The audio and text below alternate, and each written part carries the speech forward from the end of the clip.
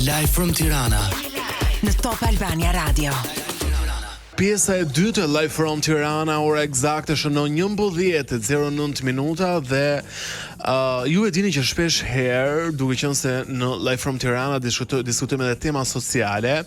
Një nga temat më të prekura në kohët e sotme është ky presioni social që duket se meshkujt ndjejnë për të pasuruar e si rrëdhoj, duket sikur është vetëm mënyrë në kohët e sotme për të pasur një raport dashurie. Duket sikur gjinia tjetër, gjinia femërore, po krijon këtë lloj presioni tek gjinia mashkullore, ku ti si mashkull nëse nuk ke një sukses financiar, nuk je në opsionet e gjinisë femërore ditët e sotme. Dhe duket sikur suksesi financiar ka prioritet mbi vlerat e vërteta të një njeriu. Dhe kur flasim për vlera, duket sikur flasim për një kohë shumë të largët. Për diskutuar për këtë, shkojmë fiks në realitet me një djalë të ri në studio që do të na tregojë edhe për eksperjencat e tij personale, se diskutimet bëhen më interesante kur janë të prekura.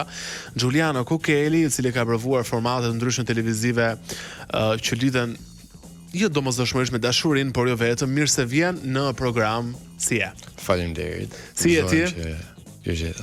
Mirë se vjem në Live from Tirana. E para njerëz se duket tema, se është duket sikur është i përket fiks realitetit. Për temën mendoj që është një realitet fiks ashtu që për shkruaj të tilla.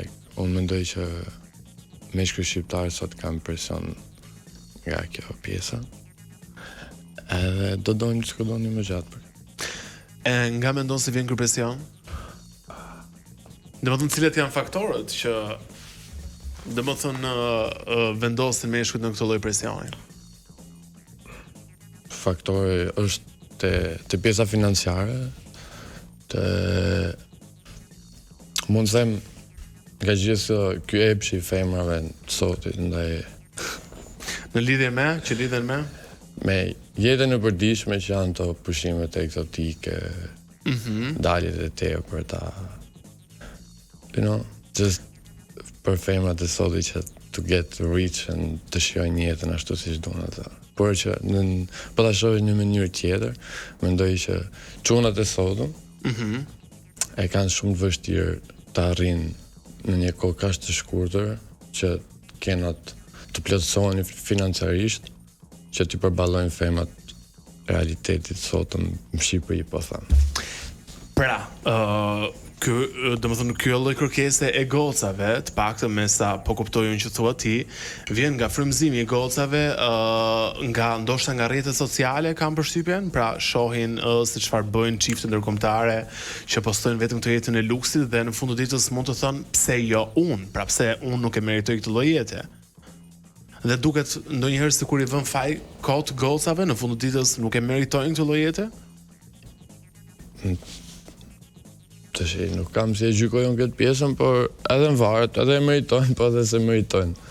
Për mendimin tim, nëse i femër është përkushtohet për të vetja sajt edhe është me përkupuar me punë që i del Terezia, si mund ta themi, troç që të përballoj këtë jetesën e saj të shmendur, pushime, udhtime, dalje tepërta, është okay, po unë mendoj se shumica e femrave sot nuk është se i kanë gjitha të kushtet. Pra dy ku jetojmë ne është rrogë minimale 600 dhe një rrogë normale mund shkoj deri 1.5, 1.6. Edhe si mashkull vetë që i shoh të gjona nuk është të del ka shumë për më udhëtu siç bëjnë shumica e shqiptarëve këtu vendin tonë ku jetojmë ne. Pra ashtu ta kam pa, besoj, nga eksperjenca ime. Po duket se kur duke pasur këtë lloj kërkese, ka humbur dëshira për ta njohur një djalë siç ai është, pra pa portofolin e tij, pa jetën e luksit të tij, edhe pa të gjithë gjërat që ai mund posedoj, por duket sikur nuk po njohin atë që në thelb duhet të njohim njëri tjetrin. Unë mendoj se meshkuj shqiptar stepen një çik nga kjo pjesa. Nga cila pjesë? Që të arrish një kohë kaq shkurtër, plotësohesh financiarisht për të plotësuar një femër tjetër. Edhe unë mendoj se edhe çunat janë pak frikson me këtë pjesë. Unë personalisht mendoj se për të arritur plotësosh veten ose plotësosh një familje të shëndetshme, do duhet pak kohë. Nuk është se mund të arrish, janë shumë ka raste absolutisht, por nuk mund të arrish on top me një kohë kaq shkurtër që ta plotësosh edhe i femër si çdo na jon ditë sotit, mendoj unë. Ndoshta jam edhe gabim, por që si e shoh fund. Jo, e kuptoj thelbin e logjikës tënde dhe të bisedës tënde, por ajo çfarë ne po flasim është pse vjen ky presion, pra cilat janë faktorët dhe pse duhet detyrimisht që çunat të ndjekin këtë lloj trendi social, pra të pasurohesh në mënyrë që ti të kesh një partnere. Në thelb ti vetë si mashkull, pra futu në konkretizim, jo në hipoteza apo çfarë ne mund të amendojmë se statistika apo studime sociale në Shqipëri nuk kemi. Pyetja është kjo, ti vetë për shembull e ndjen këtë presionin kur del në takim me një gocë që patjetër duhet vendosësh një orë të shtrenjtë, patjetër duhet të kesh një orë të makinë të shtrenjtë, patjetër duhet të paguash një darkë të shtrenjtë. Pra ndihesh ndonjëherë vetvetja për të qenë i lirshëm, për të njohur një gocë fiks siç ti je? Për të qenë i lirshëm, tash unë personalisht nuk është se, I grew up, kam jetu në Shqipëri, po që vitet e fundit unë kam jetu jashtë shtetit dhe jam mësu me komplet tjetër gjë. Që femrat janë shumë independente, të pavarura dhe janë gjithmonë half gjys për gjys. Por që kur unë besoj se një mashkull kur e ndjen për ta bërë, pavarësisht se këtu në Shqipëri është si punë traditë, që mashkulli duhet paguaj gjithmonë, por jashtë shtetit nuk është se kemi shumë detyrueshme që ne t'ja paguajmë gjithmonë një femër, dhe nga i herë ato vjen edhe në siklet. Të ka ndodhur dalësh me një gozë dhe të paguajo faturën e tavolinës? Po, e vërtet, ka ndodhur. Insistove Madje këtu në Tiranë, po. Ti çfarë bëre? Insistova patjetër, por që dha unë s'ka edhe. U detyrova çfarë. Si u ndjeve? Për një çunat është okay. Çiko, nuk është se e shohim a do i paguajë, ose thjesht ajo që na bën një mirë. Nuk vlera monetare, absolutisht. E kanë fjalën, domosë është e rrallë që ti dalësh me një gozë dhe ajo të insistoj, megjithëse patjetër që ka, po ajo të insistoj të paguajë faturën. Live from Tirana në Top Albania Radio.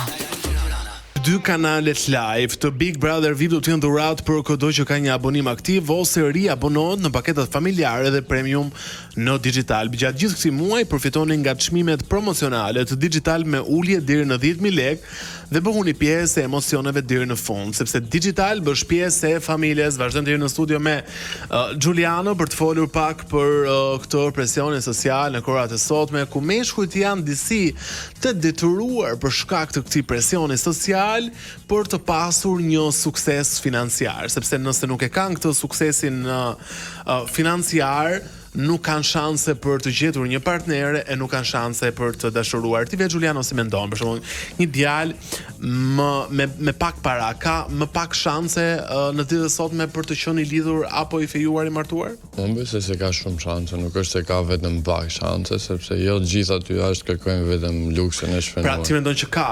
Absolutisht që po.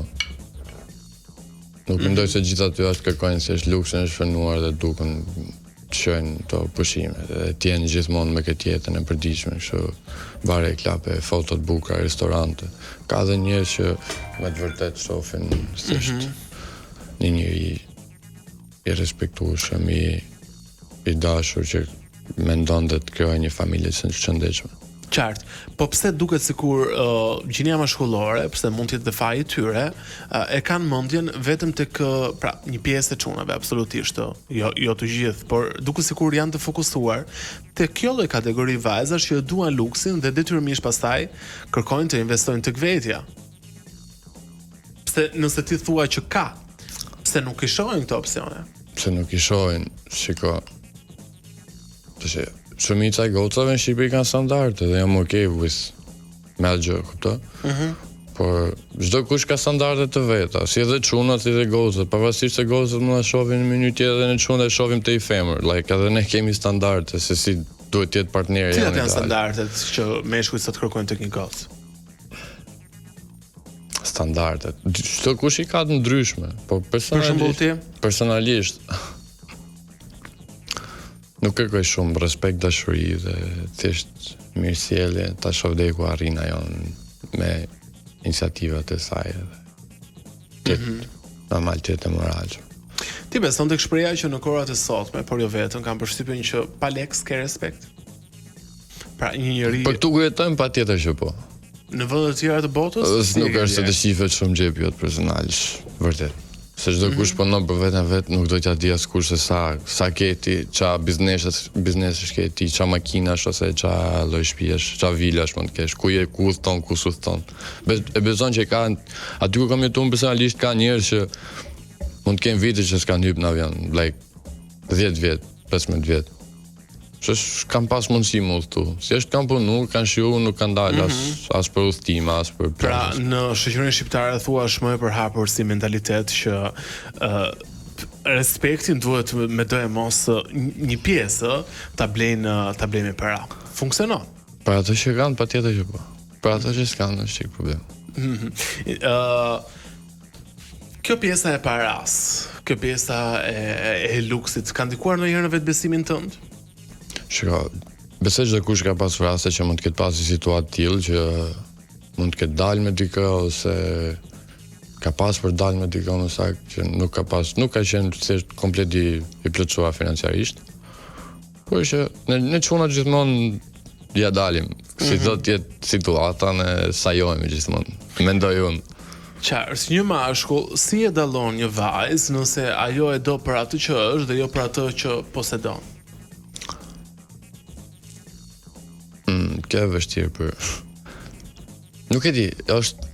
Të personalisht, mund të them që nga eksperienca që kam, edhe me femrat, nuk është se kam, e di, po që... Si qaftë eksperiencat e jasënde, po? Dallohet nga komforti që ajo t'jep, dallohet nga... Më të them përditshmëria që ti del me ta e takon ose bisedat që bën me i tjetrin, ti e kupton se sa e varur mund të jetë ajo nga ty ose ti nga ajo, like ose nga statusi. Nga statusi patjetër. A do pranoje ti të ishe në një lidhje ku partnerja është me status më të lartë financiar se ty? Unë personalisht kam qenë. Kam qenë edhe ka qenë status, mund të them 3-4 gradë më të lartë se unë. Ajo. Po. Funksionon? Funksionon deri në far pike. Ai ishte dashura ime për 3 vite. Unë dam. Arsyeja? Jo kjo tema që diskutojmë, po pak a shumë. Arsyeja ishte nëna e saj. Pse? Ishte edhe për shkak feje, pak a shumë, që unë isha muslimon, ajo ishte ortodokse, ajo ishte ruse norvegjeze. Ishte ruse? Ruse edhe norvegjeze, po nëna e saj ishte ruse me një besim të lartë ortodoks. Kështu që ajo kishte punuar dhe jetuar në Norvegji, ishte kthyer në Suedi për të jetuar me gocën e vet, por ndërkohë unë jetoja me të dhe ne kishim 3 vite bashkë. Por ajo mendonte që unë po e përdori ose diçka e tillë, se nuk e dinte relatat tona me njëri tjetrin. Pra mamaja asaj vajzës mendonte që po e përdori gocën e saj. Po. Ato ishin shumë të pasur, me të thonë të drejtën. Edhe ishte dashuri ime me saj, ajo punonte në bankë. Edhe unë punoja, mund të them, ndërtim. Që ajo merrte gati 2 fishin e pagesës që merrte. Pagesës që merr jo. Edhe pas kësaj ajo nëna e saj vazhdoi të më provokonte më saktë për këtë temë që po thotë se po shiko çfarë ke ti në Shqipëri, të pushimet ku i kaloni, familja jote, çfarë ka, çfarë s'ka, vazhdon ta nifshi shumë një tjetër. Edhe erdhi pika që para thjesht mos themi keq kuptim me ta dhe vazhdon përplasjet. Ishte dashura ime was pregnant, ishte shtatzan. Ishte shtatzan, avortoi edhe fëmijën për këtë arsye, sepse nona vet shqipusht si thonë. E kuptoj. Ti e përjetove? Unë normal që e përjetova, patjetër që po. Se kur do di ka me sinqeritet dhe me gjitha që pas ka qenë shtatzan. normal që përjetova keq. Arsyet e fesë, arsyet e status financiar dhe nëna që ndiko kur ka nuk mendoja që vetëm në Shqipëri mund ndodhe kjo që prindi mund ndikoj tek zgjedhjet e fëmijës, po duket sikur që ka të vërtetë. Unë mendoj që dikush do luksin e shfrenuar, mendimi im, disa njerëz më saktë, sepse unë po thuj se i kisha gjitha, shtëpinë i kisha, një punë stabile kisha, kuptove. I kisha çdo gjë në rregull. Po në momentin që dikush kërkon like 3-4 shtresa më lart, kërko kollare, për shembull unë besoj do vej kollare vetëm kur të martohem, kështu që nuk e ofroj atë. Eksakt. Momentalisht jetoj akoma në Europë, Shqipërinë e kam thjesht vim pushojmë, kalojmë për të vim punë në Europë. E ku e shefti më të lartë këtë kërkesën e luksit në Shqipëri? Po patjetër që po. Është si punë trendi, kupto, është për dishmëri që ne më saktë që jemi shqiptarë këto jetojmë për ditë. Shiko, edhe në Europë normal që ka, patjetër që ka. Ka firma që kërkojnë makina të buka, edhe ato restorante pushime normal. Çdo kush do nuk do t'i thonte jo, kuptoj. Edhe çunat po të ofrohen nga e gotë, pavarësisht se kanë filluar çik, domethënë. Ti po thua që thjesht po e ofrohen. Ti jemi realist, absolutisht që po. Por që firmat normal që presin gjithmonë. Edhe nuk ju vë faj, për sa kohë ka kështu lloj tipash, patjetër që po, pse jo? Qartë. Në fund përpara se ta mbyllim, çfarë ke diçka të rëndësishme për të thënë të rinjve që po na dëgjojnë? Zemrën apo? Normal, dëgjoni në zemrën, mendoni thellë, por para se ti bëni këto pushimet dhe jetën e shfrenuar, kthehuni një herë nga nona, plotësoni asaj, pastaj vazhdoni, bëni çfarë të doje bardha zemrën. Eksakt. Qartë. Giuliano, të falenderoj shumë që ishe në program. Jo, faleminderit është për ty. Jam shumë i gëzuar. Edhe të uroj shumë suksese edhe fundjavë të bukur. Shumë faleminderit gjithashtu.